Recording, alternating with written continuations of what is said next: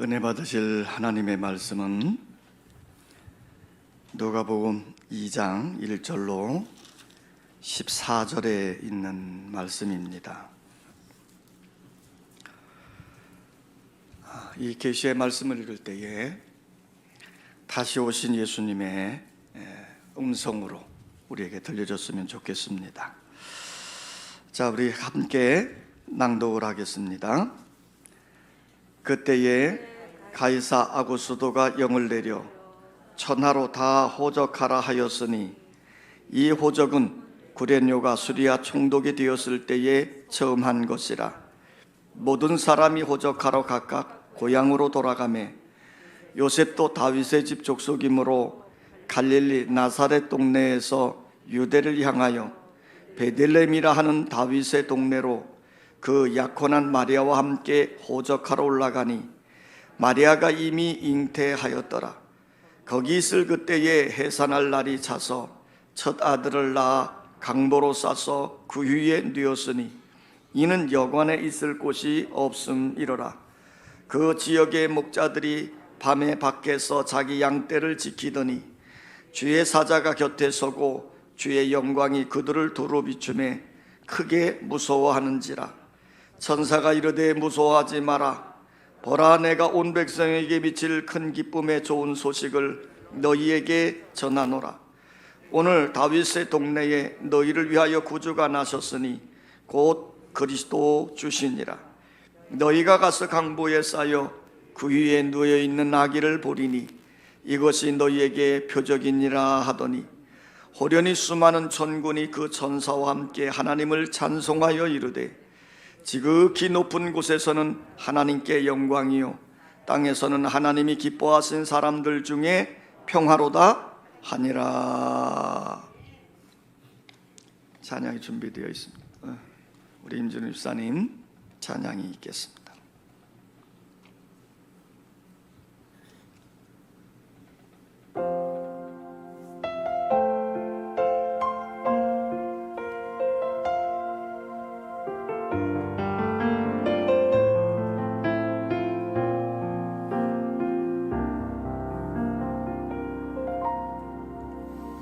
이 땅 위에 오신 하나님의 본체 십자가에 달리사 우리 죄 사하셨네. 하나님이 그를 지극히 높여 모든 이름 위에 뛰어난 이름을 주사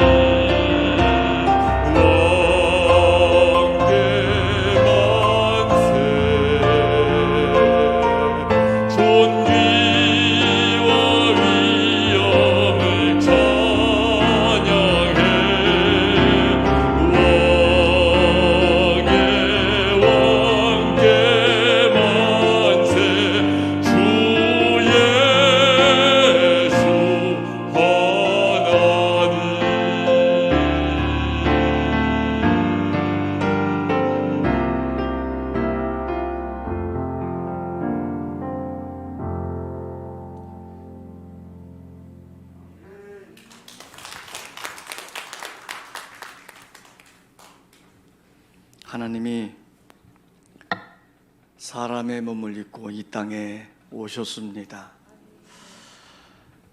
아기 예수님으로 오신 이 예수님을 우리가 영접하고 환영하고 기쁘게 경배를 드렸으면 좋겠습니다. 자, 아기 예수님 오신 예수님에게 우리 박수로 한번 이렇게 경배하겠습니다.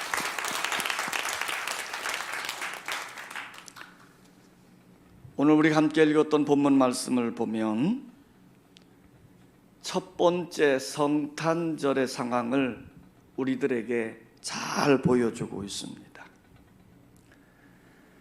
당시에 로마의 황제였던 가이사 아고스토가 명을 내려서 모든 백성들은 자기의 고향으로 돌아가서 호적을 하라고 명한 겁니다.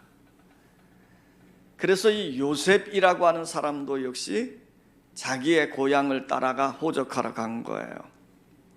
요셉이 다윗의 후손이기 때문에 다윗의 고향인 베들레헴으로 그의 정혼한 마리아를 데리고 베들레헴으로 가게 된 것이지요. 그런데 그 당시에 이 마리아는 성령으로 잉태되어져 있었기 때문에 해산할 때가 다 되어졌을 때 이 베들레헴을 방문하게 되어진 겁니다. 그런데 이 베들레헴이라고 하는 도시는 큰 도시가 아니었습니다. 그곳에 사람들이 모여들므로 인해서 여관에 빈 방이 없었습니다.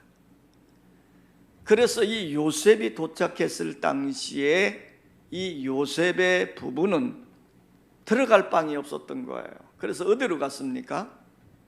짐승들이 사는 마구간으로 들어가게 되어지고 또 그곳에서 해산을 하게 되어진 거예요. 그게 누구를 낳은 겁니까? 예수를 낳게 되어진 것이지요. 아무도 예수의 탄생에 대해서 관심을 갖지도 않고 예수의 탄생에 대해서 아무도 알지 못하고 있을 때 주의 천사들이 들에서 양떼들을 돌보고 있는 목자들에게 예수 탄생 소식을 들려준 것입니다. 오늘 다윗의 동네에 너희를 위하여 구주가 나셨으니 곧 그리스도 주시니라 그랬어요. 그러면서 천군 천사들이 하나님을 찬송하기를 지극히 높은 곳에서는 하나님께 영광이요 땅에서는 기뻐하신 사람들 중에 평화로다. 자, 이것이 하나님의 아들이 이 땅에 오신 첫 번째 성탄절의 모습을 우리들에게 보여주고 있습니다. 그러면 왜 예수님은 마구간에서 탄생하셨을까요?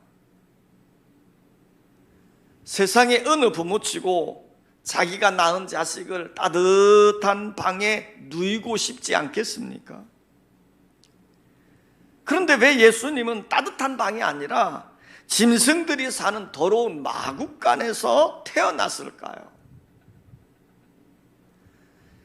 자, 오늘 성경은 이렇게 말씀합니다. 이는 여관에 있을 곳이 없음이로라. 그러니까 이미 여관에는 사람들로 가득 찼다는 거예요. 그러니 요셉이 마리아가 들어갈 방이 없었던 거예요. 그래서 예수님은 비천의 상징인 짐승들이 사는 마구간에서 탄생하실 수밖에 없었던 것입니다. 수많은 사람들이 있었지만 그 누구도 예수님의 탄생에 대해서 알지 못했고 모두가 다 무관심한 상태였습니다. 자, 여러분, 우리는 한번 생각해 보셔야 됩니다.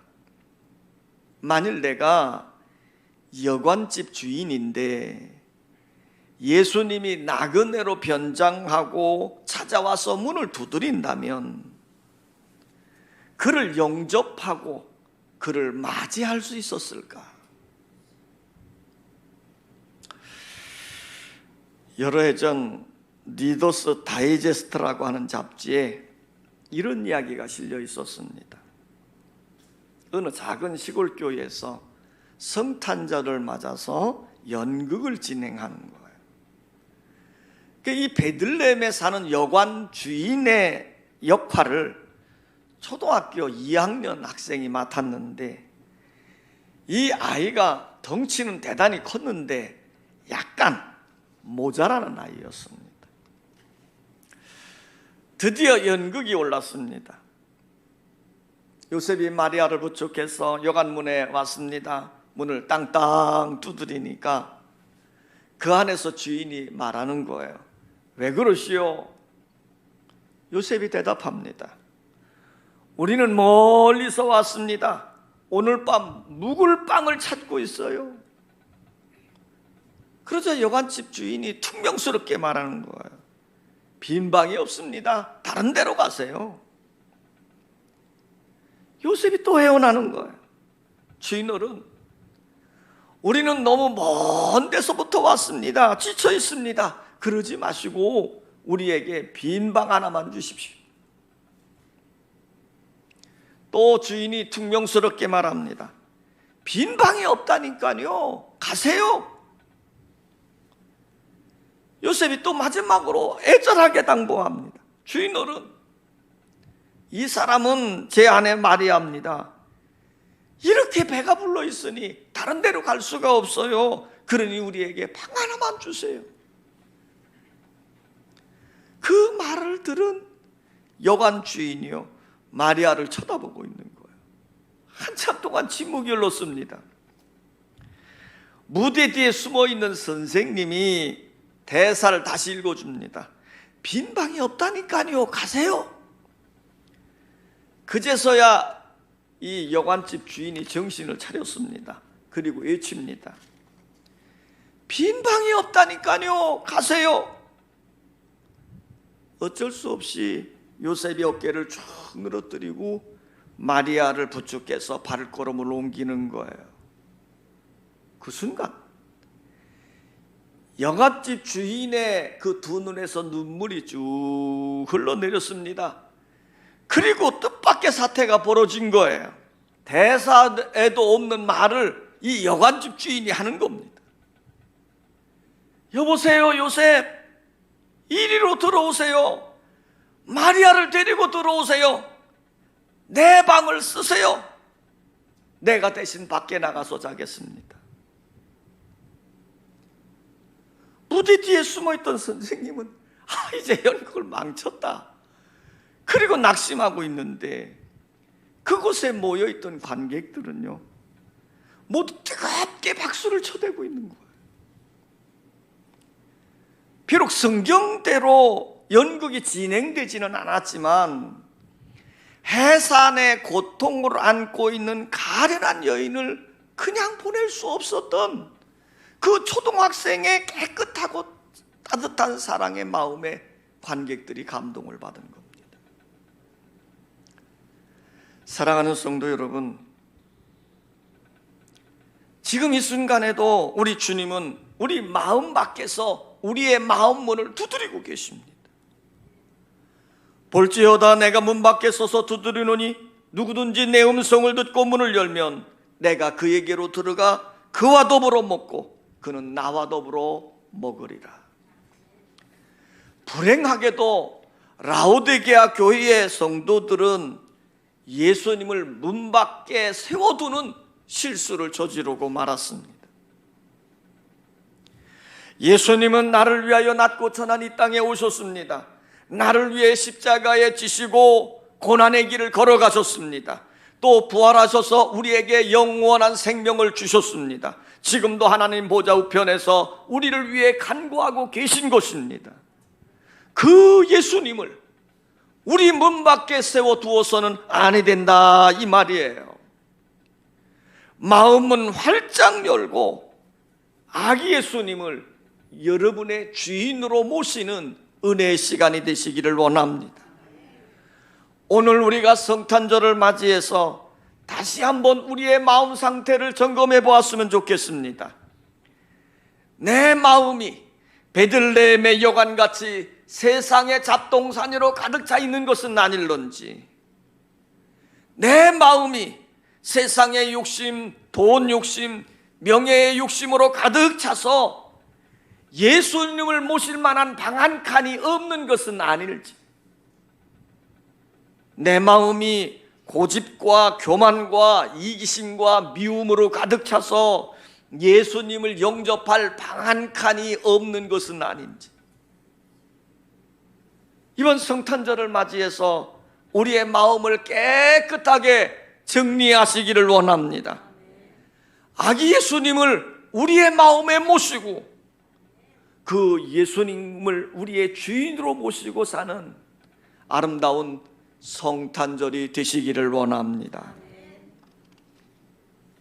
그러면 예수님은 누구를 위해서 초라한 마구간에서 태어나셨을까? 만약 예수님이 석가모니처럼 화려한 왕궁에서 태어났더라면, 만일 예수님이 공자처럼 많은 학식을 가지고 계셨더라면, 만일 예수님이 소크라테스처럼 철학적인 삶을 사셨더라면 우리같이 평범하고 비천한 사람들의 친구가 되어주지 못하셨을 것입니다. 그러나 예수님은 그 존귀한 하나님이 초라한 사람의 몸을 입고 이 땅에 오신 것입니다. 이게 바로 성탄이에요. 인도에서 선교하던 한 선교사가 있었는데, 이 선교사님이 인도 사람들에게 성탄절의 의미를 설명을 해주는데 그들이 잘 이해를 못하더라는 거예요. 한 번은 이 선교사님이 스님과 아주 친하게 지냈다고 그래요. 어느 날 이 선교사님이 스님과 함께 길을 가다가 그만 이 선교사님이 개미집을 밟게 되어졌어요. 그 순간 그것을 본 스님이 깜짝 놀라면서 선교사를 보면서 이렇게 말하는 거예요. 어쩌자고 이 많은 생명을 살상하셨소. 당신은 천벌을 면치 못할 것이요, 죽은 개미 중에는 우리 할아버지도 있을지 몰라요. 자, 윤희서를 믿고 있는 스님인지라 오만상을 찌푸리면서 혀를 차고 있는 거예요. 그러니 선교사가 얼마나 미안하겠습니까? 그래서 선교사가 미안한 마음으로 이렇게 말하는 거예요. 아이고, 그만 내 발바닥에 눈이 없어서 이런 실수를 저질렀네요. 어찌하면 좋겠소? 어떻게 하면 개미에게 사죄할 방도가 없겠소? 하고 물었더니 스님이 이렇게 말하더라는 거예요. 한 가지 길이 있어요. 그게 뭐요? 당신이 개미가 되는 일이요. 그러더라고요. 그 말을 듣는 순간 이 선교사가요, 정색을 하면서 옳은 말씀입니다. 하나님께서도 사람이 되어 이 세상에 오셨어요. 그분이 바로 예수님입니다. 라고 전도를 하였다는 것입니다. 여러분, 성탄절은 무엇입니까? 그 귀하신 하나님이 초라한 인간의 몸을 입고 이 땅에 오신 날이에요. 우리 예수님이 인간의 연약한 몸을 입고 이 땅에 오심으로 우리 사람들의 연약함을 친히 경험하셨습니다. 그렇기 때문에 누구보다도 우리의 인간의 연약함을 다 이해해 주시고, 그리고 친히 그 연약함을 감당하기 위해서 십자가에서 자신의 몸을 내어줘 죽음으로 우리 모두를 구원해 주는 위대한 역사를 일으키게 되어진 것입니다. 오늘 여러분, 예수님이 마구간에 태어나심으로 인간의 비천한 모습을 친히 경험하시고 우리의 모든 사람들을 긍휼히 여기시고 있다, 이 말이에요. 그러므로 성탄절의 의미는 무엇입니까? 예수님이 낮아지신 것처럼 우리도 낮아지는 겁니다. 예수님이 비천한 인간의 친구가 되어주신 것처럼 우리도 어렵고 힘들고 고통당하는 자들의 친구가 되어줘야 될 줄 믿습니다. 노벨상을 받았던 인도의 성녀라고 불려졌던 고 테레사 수녀가 있지요. 그분은 생활신조는 늘 이랬답니다. 가난한 사람들 가운데서도 가장 가난한 자에게. 그래서 그녀는 인도 캘커리에 굶주린 그 거린들, 병든 환자들, 내버린 고아들, 그들을 돌보는 일로 일생을 바쳤던 사람이에요. 사람들이 그녀에게 물었답니다. 하루 이틀도 아니고 어떻게 계속해서 1년 365일 변함없이 똑같은 일을 계속 할 수 있었습니까? 그때 테레사 수녀가 이렇게 유명한 말을 했어요. 나는 저 불쌍한 사람들 속에서 예수 그리스도를 봅니다. 지금 이 테레사 수녀가 사랑을 베풀고 변함없이 사랑의 사람이 되어졌던 이유는 자기가 사랑을 베푸는 그 사람에게서 예수를 보고 있다는 거예요. 그러니 거기에 진정한 정성이 담겨져 있고 진실이 담겨져 있고 사랑이 넘쳐졌던 거예요. 여러분, 이 테레사 수녀가 예수님이 이 땅에 오심의 진정한 의미를 깨닫고 삶으로 표현했던 것처럼 오늘 우리 예수님이 친히 인간의 몸을 입고 이 땅에 오셔서 마구간에 태어나심으로 우리를 넉넉히 이해하고 우리에게 구원과 사랑을 베풀어 주신 겁니다. 이 사랑을 우리가 깨닫고 예수님처럼 낮아지심에서 사랑을 실천해 가는 것, 이것이 바로 성탄절의 정신입니다. 자, 이 성탄절에 어떠한 일이 생겨졌습니까? 오늘 마구간에 어떠한 일이 생겨졌습니까? 이 마구간은 매우 비천한 곳입니다. 사람들이 잘 찾지 않는 곳입니다. 그런데 예수님이 이 마구간에 태어나심으로 말미암아 이 마구간에 큰 경사가 되어진 거예요. 하나님의 영광이 그곳에 나타나게 되어졌습니다. 하늘의 천군 천사들이 노래하기를 지극히 높은 곳에서는 하나님께 영광이요 땅에서는 하나님이 기뻐하신 사람들 중에 평화로다. 들에서 양을 치던 목자들이 이 예수님을 보러 마구간을 찾아온 겁니다. 동방박사들이 예수님께 황금과 유황과 모략을 드리고 경배하기 위해서 이 마구간을 찾아온 거예요. 그야말로 이 마구간은 큰 경사가 아닐 수 없습니다. 그래요. 비록 내 모습이 초라하고 보잘것없는 존재라 할지라도 내 마음속에 성탄으로 오신 예수 그리스도를 영접하게 되어지면 내 심령에 천국이 임하게 되어지는 거예요. 여러분의 가정이 초라한 모습으로 살고 있다 할지라도 그곳에 예수 그리스도를 모신 가정이 되어지면 그곳은 큰 기쁨이 넘쳐지는 장소가 되어진다, 이 말이에요. 여러 해 전 미국 동부 지역의 어느 마을에 이런 일이 있었습니다. 성탄절을 앞두고 시에서 그 시청 앞 광장 앞에다가 첫 번째 성탄절의 모습을 그대로 재현해 놓은 거예요. 초라한 마구간을 지어놓고, 그리고 아기를 안고 있는 마리아, 그의 남편 요셉, 들에서 양을 치고 있는 목자들, 그리고 동방박사들의 모습을 그대로 재현해 놓았어요. 그랬더니 그 시청 앞 광장이 아름다운 명소가 되어져서 사람들이 많이 찾게 되어지고, 또 사람들은 그 첫 번째 성탄절의 모습을 보면서 기뻐했습니다. 그래서 그 시에서는 이 성탄절에 많은 행사를 계획하게 되어진 거예요.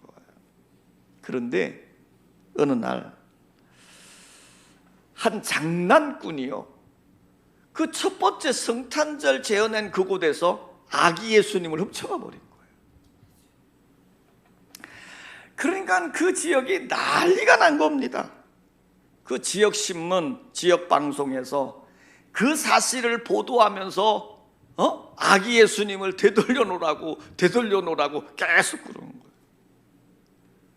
그 얼마 지나지 않아서 그 사람이 다시금 그 아기 예수님을 그곳에 갖다 놓았어요.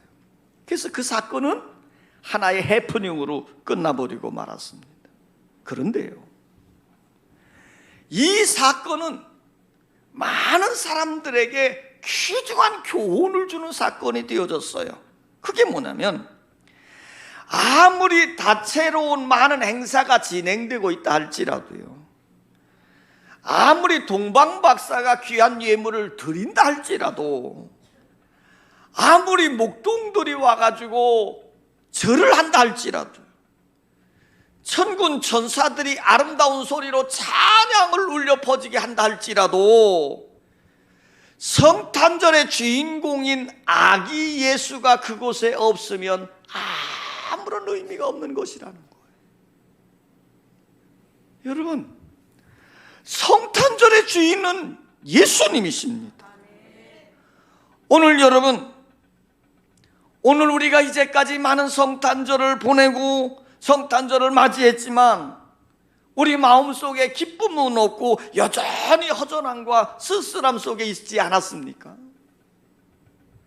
그 이유는 우리 마음속에 예수님을 잊어버렸기 때문이에요. 이번 성탄절을 맞이해서 다시 한번 우리의 마음문을 활짝 열고 아기 예수님을 주님으로 영접하시기를 원합니다. 예수님을 맞이하는 성탄절이 되시기를 원합니다. 내 마음에 예수님을 모시면 기쁨으로 충만해질 겁니다. 내 가정에 예수님을 모시면 그 가정이 평안해질 것입니다. 우리 교회에 예수님을 모시면 천국이 임하는 역사가 이루어질 줄 믿습니다. 이번 성탄에 예수님을 여러분의 마음을 활짝 열고 주인으로 모셔서 그 예수님과 더불어 천국의 삶을 이루어가는 은혜로운 성탄이 되기를 주의 이름으로 축원합니다. 아버지 하나님, 오늘 우리는 성탄절을 맞이해서 육신의 몸을 입고 이 땅에 오신 아기 예수님을 진심으로 환영하고 또 영접하고 또 경배를 드리고 있습니다. 주여, 그러나 우리에게 이것이 하나의 사건이고 행사가 되지 않게 하시고 진정으로 이 예수님을 우리의 마음의 주인으로 모시는 은혜의 사건이 되게 하여 주시옵소서. 예수가 빠진 행사, 예수가 빠진 예물드림, 예수가 빠진 모든 일들이 무의미함을 깨닫게 해주시옵시고 진정으로 예수님을 모시고 예수님의 정신과 사랑을 배워가며 이 땅에 사는 믿음의 성도들이 되게 하여 주시옵소서. 오늘 성탄으로 오신 예수님을 우리의 마음속에 모실 뿐만 아니라 이 성탄의 소식을 온 누리에 퍼지게 함으로 많은 사람들 속에 새로운 희망을 품는 은혜로운 역사가 일어나도록 주여 도와 주시옵소서. 예수님의 이름으로 기도하옵나이다. 아멘.